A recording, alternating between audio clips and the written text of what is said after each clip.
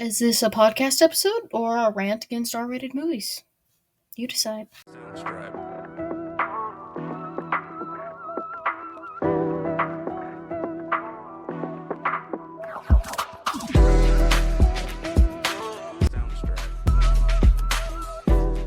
What's up, people? Welcome back to another episode of Stars and Garters. I'm Katie Pettit, and we are back with another episode in the Anon Comics History of series. And we did Kitty Pryde last time. She was number 5 on my favorite Marvel Comics characters list. So now, obviously, we would be moving on to number 4. Now, just for the record, I'm aware that I am wearing DC merch on a Marvel Monday, which feels illegal, but it is red and black. So even though it's supposed to be Harley Quinn, it is the colors of the guy we are talking about today. And that is my number 4 favorite Marvel superhero, and that is Deadpool. Now, this is obviously going to be a little bit longer than Kitty's history, because even though Kitty is really awesome and has a lot of history in the comics, she's just not as popular and never caught on enough to have many significant starring roles in any other media things except for the ones that I talked about, because that's what we're focusing on. You know, not just random cameo appearances. I want to look at where they've actually, been adapted, and not just this person exists, like, adapted their story and stuff like that. So obviously Deadpool has a little bit more history when it comes to that. So this is probably going to be a little bit longer, so let's just jump right into it. We're gonna start with movies, TV, and video games. So let's start out with movies. Obviously, he has his own series, but we don't start there. The earliest movie that Deadpool is in was actually a movie called Hulk vs. Wolverine. It's me, Deadpool. I shot you. And interestingly enough, I think that's I don't think it's the first comic appearance, but it's like a very significant early comic appearance of Deadpool was in a comic called Hulk vs. Wolverine, so his earliest movie appearance was the movie Hulk vs. Wolverine. So he appeared as an antagonist, a part of some team that was just a group of people from Wolverine's past, and they're trying to capture the Hulk. It doesn't center too much around him. He's just, part of the bad guy team, gets in there, does classic Deadpool stuff, cracks jokes, and fights, but isn't completely, is not really at all a main part of the story, doesn't get that much time to himself. He's just like a guy from Wolverine's past, because it's mostly a Wolverine movie. It's Hulk and Wolverine as the movie is entitled, so it's not mostly about him, but he's just there from Wolverine's past, and he fights Wolverine and does Deadpool stuff. So there's that, and then his first live action appearance, unfortunately, was in the movie X-Men Origins Wolverine.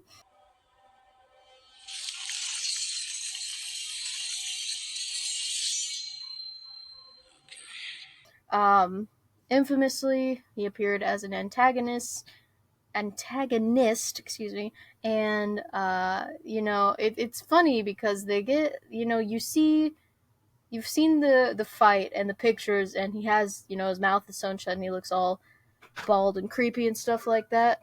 And so, but interestingly enough, there was a glimmer of his typical, famous personality in the first, like in the few bit, like he was cracking jokes and stuff, but like then the entire other half of his appearance, like this first part is supposed to be an unbiased description of these appearances, and I give my thoughts later, but like they literally sewed the Merc with the mouth shut, and and then they gave him like every power ever, and it was not him. It was Wade Wilson, but it was not Deadpool. It was just some other dude. I mean, like, the fact that they actually called it Deadpool is a little bit offensive because, like, what Deadpool is that though? I don't know what variant that Deadpool is because it's not the one anybody wanted to see, honestly. But he does appear, and this movie version of him kind of just didn't count.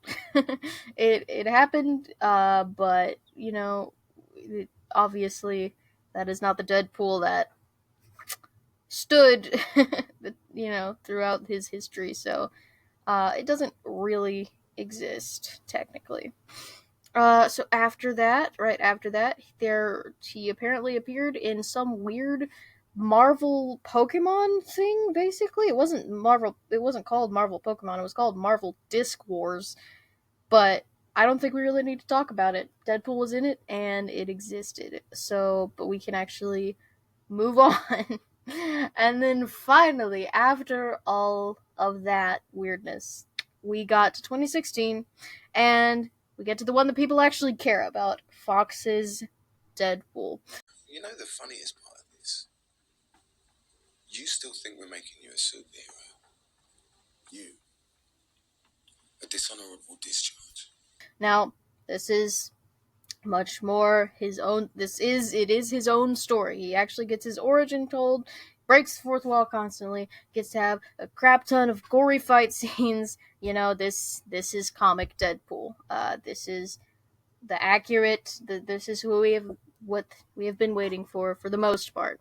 And they actually do a very comic accurate origin. He gets powers because he has cancer, and he's tricked into thinking that those said powers are going to cure him, and it does, but it also like burns off all his skin and messes him up. And so he finds the main guy of the shady organization who did that to him and kills him.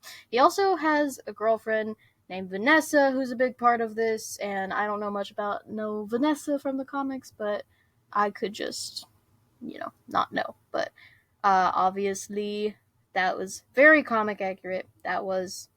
This is Deadpool as we know him.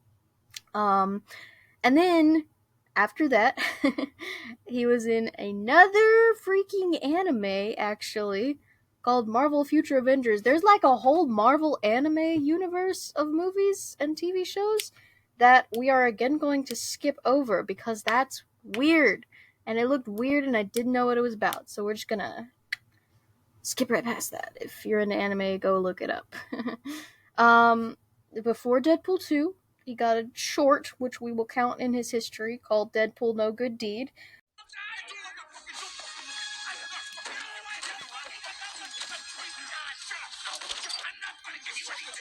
Um, Basically, he just sees an old guy getting robbed, and so he tries to do a Superman, telephone booth change into his costume, and it doesn't work, and the old guy dies. So, that was great. And then Deadpool 2 came out. There's this kid. He's in trouble. Move or die. Pump the hate brakes, Thanos. This one was again a Deadpool story, one that I would be less familiar with from the comics. It's not like from a specific comic. It just pulls from some Deadpool stuff. Starts out with his girlfriend Vanessa getting murdered after they agreed to start a family together, and he spends a good chunk of the movie trying to kill himself, but obviously he can't. Healing factor doesn't work like that. So he joins the X-Men as a trainee with Colossus. They're C names, they get confusing, okay? Colossus, and goes and finds this kid who's in a situation. I haven't seen the movie, I'm summarizing it as best as I can. But he kills a guy on his first mission and goes to prison. So his cancer comes back because they have a power dampening collar on him, so he just like really wants to die. Cable enters the picture. He's trying to kill this kid that Deadpool is with, and Deadpool forms the X-Force, which is very important for Deadpool. That's his early years. That was what introduced him. So they formed that. Most of the X-Force actually dies, but Domino lives, so that's nice. He does die for a second in Deadpool 2, and then he uses time travel to not die, save Vanessa, kill the X-Men Origins version of himself, which is hilarious, and then shoot Ryan Reynolds as he's reading the Green Lantern script. So does a lot of good in the end of the movie there. Um, so there's that. And then, of course, last year we got Deadpool and Wolverine. I am Marvel Jesus. This one, the story is interesting because it's less about adapting comics right now and more about saving the MCU, like literally in the story, and but like figuratively, like trying to get the MCU back to its glory days, which they actually literally incorporated into the story. But yeah, he starts out, he becomes a used car salesman and breaks up with Vanessa. But he gets hunted by the TVA, and they track him down and capture him. And this dude named Paradox offers him the chance to like protect the main MCU timeline that we know, and so it's like dying off because the Wolverine from Logan, who died, was an anchor being, and so the MCU timeline is like fading away because Logan died. So Deadpool goes around, hops around trying to find a Wolverine variant to replace the one in Logan, so that the timeline doesn't die. So they eventually he finds the Wolverine that appears for most of the movie after a bunch of funny cameos, and they fight for a minute. Well, they get pruned first. They try to do it, and he doesn't. He doesn't work. He's not a good replacement for the Logan that died. So they get pruned and they go to the Void and they fight. And then they meet Cassandra Nova, who's the main villain, and she wants to destroy all the timelines. And so they fight her with the Resistance, which is just a team of long cameos, but it's great. And then they save the multiverse, and then Logan stays in the main MCU timeline, or Deadpool's timeline, which might not be the main MCU timeline. It's still a wee bit confusing. But as far as the movies who have dealt with the multiverse stuff, this one, Deadpool Wolverine probably did one of the better jobs handling all of the weirdness of the multiverse. So, um, and they're kind of helping to like reset, the confusingness of it. So it was a little bit more making sense as far as I know. So my opinions on the movie Deadpool. So I know he had a lot more history than Kitty, but like he has like a lot more history. So it's more to look at because Kitty just had like her one series that she was in basically. So aside from the anime movies and Origins, they all seem to do the character justice. Most of them, there hasn't been like a really terrible. Again, aside from Origins, the rest of them are not. They do very well by Deadpool's character. They seem to understand. That said, it's very unfortunate that they feel like they can only do his character justice by just making the movies riddled with swearing and just being vulgar. And I know you don't have to do that to get his personality across because the comics don't. The violence the violence is still there in the comics, but the language it's very different. I mean, obviously the comics are completely language free, but they know, like he's my fourth favorite Marvel character all time, and it's not because he's vulgar. In the comics, he's not super vulgar all the time. He's the Merc with a mouth because he's cracking jokes and he won't shut up, not because he's potty mouth terribly. So it is very unfortunate that they do the character so well, but they also feel like they have to make it very vulgar, and I don't like that, and that's really sad. So though they deal with his character's story and his personality very well, I just don't feel comfortable watching them. So it's sad. I wish I could, but like I wish they were different, not like I wish I wanted to hear the bad word. Like, no, I wish the movies were different. I wish they did not feel like they had to put that in there because they don't. I know they don't. So yeah, that's my thoughts on the movie version of him. Now we will get into TV appearances of Deadpool. So he actually had a few cameos in X-Men the Animated Series.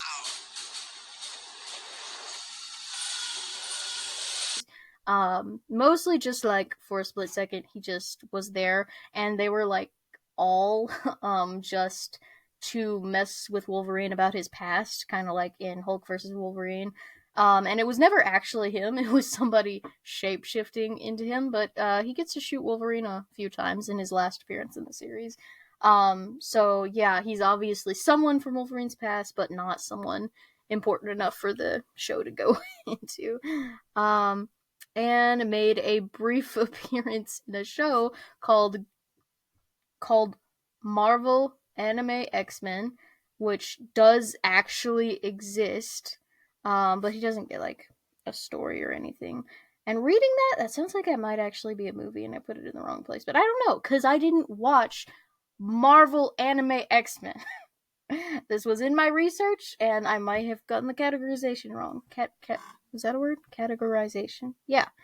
I might have gotten that wrong, but we're not really going to talk much about that. So he doesn't really get a big storyline or whatever. It just that exists.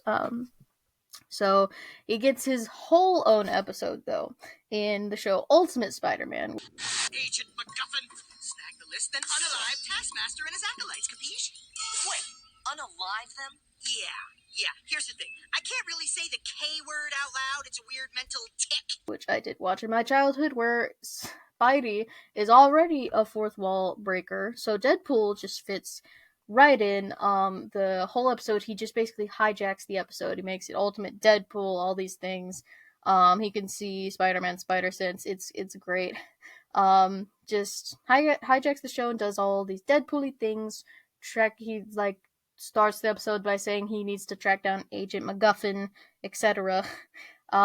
He makes fun of Spider-Man for being boring and makes Spider-Man jealous, and then Spider-Man realizes that Deadpool gets to be fun because he has very different moral standards than Spider-Man does.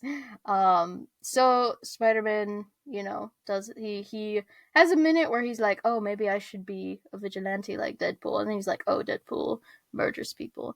And then Deadpool gets a great fight with Taskmaster because Taskmaster can't copy his moves. This is accurate from the comics that Taskmaster cannot copy Deadpool's moves like he does with everyone else because Deadpool fights with no rhyme or reason, which is great, and I love that they adapted that part specifically. And so that whole episode was great. Doesn't appear again, but he does get his whole own episode. And then he was very, very close to getting his own show in 2018. Like, there is some footage that is leaked of it, but it was canceled. And it was going to be like, adult animation. That sounds wrong, but you know what I mean. And it was canceled. So still no Deadpool show. And then in the future, since X-Men 97 is happening and has seasons, and he is a mutant, we have hopes. But nothing of his own show has been talked about. But like X-Men 97, I feel like it would be more, it would kind of be likely, with Kitty it's kind of just like, I hope they do. I don't know how they would, but with Deadpool, since he was kind of in the animated series, they would have more of a segue, I guess, to get him in there. But that's all wishful thinking that hasn't actually happened or been confirmed. So thoughts on Deadpool's TV appearances. While they're mostly just cameos, Deadpool's here, Deadpool jokes, Deadpool fights, the one in Ultimate Spider-Man is actually pretty great because I was watching that show before I even liked Deadpool, because I have liked Spider-Man for a super long time, so I watched Spider-Man shows, and Deadpool was in this, and I didn't even know I liked him yet, so it helped greatly in introducing me to him, and proving that Deadpool can be Deadpool without being super vulgar. He's hilarious, he does awesome fight scenes, and it's not it's not bad. And it's clean. So it's possible, and I guess this just gets the stigma of being like kid stuff, but like, okay, it's still Deadpool and it's still accurate and it's great. So if you really miss all the bad stuff, then that's a personal flaw. But I really like this episode for just showing that Deadpool can be Deadpool and be clean, you know? So I think that's great. Um, and it's a shame he isn't in more TV stuff, but he's not. Alright, so video games. We actually get to talk about his appearances in video games because he appeared as more than just a playable character. R.I.P. Kitty. Sorry, I keep referencing her, but uh, it's just sad that she hasn't been in anything. But we're talking about Deadpool, and he has been, and actually a lot of video games. Again, we'll skip over a few that he has appeared in because he was not an important character. You know, with Kitty, we could have just listed off all the games. I'm talking about Kitty again. I'm sorry. We could have just listed off all the games she made an appearance in. But I just want to talk about stuff they actually kind of were important in. So for Deadpool, hasn't had that many starring roles in video games, like story wise. He appeared in Ultimate Alliance and Ultimate Alliance 2. This was mostly just as another playable character, but with the Ultimate Alliance, it's hard to be more than that because there's so many characters. So he got as much as a role as, you know, not one of the main Avengers or whatever can get in an Ultimate Alliance game. Um, he appears as a boss in the game X-Men Origins Wolverine.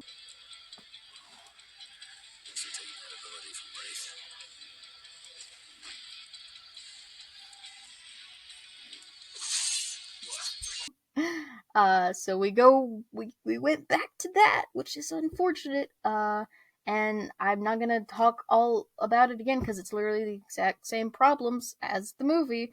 So he was in that.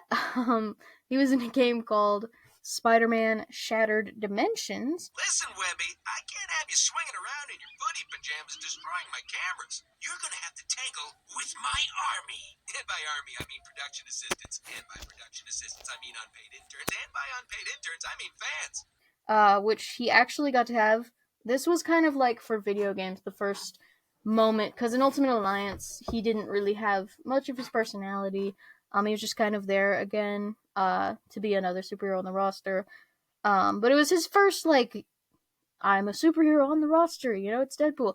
But in Shattered Dimension, it was kind of first where he really got to let his actual personality shine, and he got a bigger story role, but not as that Origins version of himself. He got to be, you know, Deadpool, you know, actually in a video game and have a bigger role in the story. And I think this is when he started being voiced by Nolan North, who voices him in a lot of stuff and really does his personality well. So that was very helpful. All of that, this was kind of like, okay, this is Deadpool. This is Deadpool in a video game, but like it's actually Deadpool, and he's actually mattering. So that was important. He appeared as a fighter in Marvel vs. Capcom 3, which is a awesome game, and it does him justice. Yo's moveset is great. He's mouthing off in every move. He says Shoryuken when he does an uppercut. It's great. But like the game doesn't really have that much of a story. So he gets as much, you know, story time, I guess, as anyone else does. And also it's just a great game, so I thought I'd mention it. But then in 2013, if you did not know, he got his own video game. It is called Deadpool. Anyway, I looked over your proposal. Not gonna pretend I understand any of it, but the answer is no. We're gonna pass on your big game idea. What? He said no? That was our chance to be in our own video game. And he basically just teams up with his classic X-Men buddies to stop Mr. Sinister from doing evil stuff. So from what I've heard, again, haven't played this, it's the personality is there, obviously. Like, now that it's been established in the movies, I mean, this was before the movies, but after it was more established and known and not Origins version, you kind of like figured out more of who Deadpool was. It's kind of easy to get his personality right. He's just like funny and jokes all the time. And I've heard a lot of like not good things about the game. I wouldn't know, but like it wasn't as good as it could have been. You know, a Deadpool video game sounds really great, but it wasn't super great. So I don't think it was that that well received, but it was just Deadpool doing Deadpool stuff. But it was a whole game of it, so I can see how it might not, it might be hard to get right. Then after that, in 2013 as well, Lego Marvel Superheroes came out, and he gets his own little thing where he gives you little bonus levels, and he gives a like he kind of just gives you the missions and then talks a lot before and after, which is great, and it's Deadpool doing Deadpool. He also appeared in the most recent Ultimate Alliance game. Uh, well, I think it's just Ultimate Alliance 3. Taco! Taco night! We're gonna eat while the X-Men fight! Yeah. Give me the lips. We have it, and I tried to play it, and I got stuck, which is really sad because it was a pretty great game. But his biggest story moment is joining the roster because one of the bad guys, Juggernaut, destroys his tacos, and that's great, and that's Deadpool. So, there's that one. And then most recently, he is a part of the team in 2022's Midnight Suns. Step away from the artifact. Click! Did you just say click? Yes, I did. For emphasis. Which I did not know he was a part of before doing the research for this episode. So it kind of makes me want to check out the game, because it's rated T and it has Deadpool. So they capture his personality well. He's Deadpool again, but obviously the game's not about him. He's just there to be Deadpool and be funny. So my thoughts on video game Deadpool. So honestly, him just appearing in a lot of these games, not to be a part of the story, but just to like be Deadpool, almost works better than him getting a whole story to himself for the video games. Because, I'm not saying Deadpool is like a tiresome character that you can't make a story of. Obviously, the movies do that. But, like, for the video games, in just the way it worked when they have so many characters, just him popping up and being him, being Deadpool and being funny and fighting, and just kind of another part of the roster when he gets, little cutscenes. He gets to be part of the cutscenes and gets to say stuff, but maybe is not a driving force to the story. I think that actually works very well, and I think it almost is better in my mind, seeing as I haven't played, his own game. It seems like it would work better than him just getting his whole own story. The format just kind of works to him having appearances instead of whole arcs for himself. So, as for